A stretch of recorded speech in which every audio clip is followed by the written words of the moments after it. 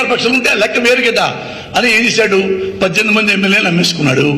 మీ దాన్ని మేము పొమ్మన్నారు. అంతకుముందు ఏమన్నాడు, ఒకప్పుడు ఏంటి చాలా పిచ్చి పిచ్చిగా మాట్లాడుతున్నారు చాలా మంది, మా 18 మంది ఎమ్మెల్యేలు అమ్ముడు పోవడానికి వాళ్ళు ఏమన్నా కోడి పిల్లలు కాదు, పులి పిల్లలు అన్న 2-3 నెలలు కూడా అలా ఎమ్మటి ఇచ్చిపాడు నువ్వు. ఆయన అసలు ప్రజారాజ్యం పార్టీ ఆపేసి ప్రజారాజ్యం కాంగ్రెస్ లో గెలిపాడు. ఈయన కాంగ్రెస్ మెంబర్ అయ్యాడు. దానికి బహుమతిగా తులసిగా ఇచ్చారు, రాజ్యసభ ఇచ్చారు, సహాయ మంత్రి ఇచ్చాడు, అవన్నీ చేశాడు. మరి అక్కడన్నా ఉన్నాడా?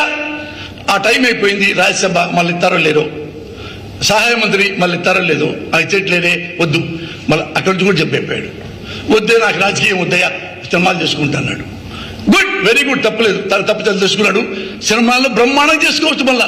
మళ్ళీ దేనికి ఇప్పుడు మళ్ళా రాజకీయాల్లోకి నాకు తెలియట్లేదు. ఏందా మీరు క్వశ్చన్ వేశారు, మీకేం అర్థమవుతుందా చిరంజీవి గారి స్ట్రాటజీ?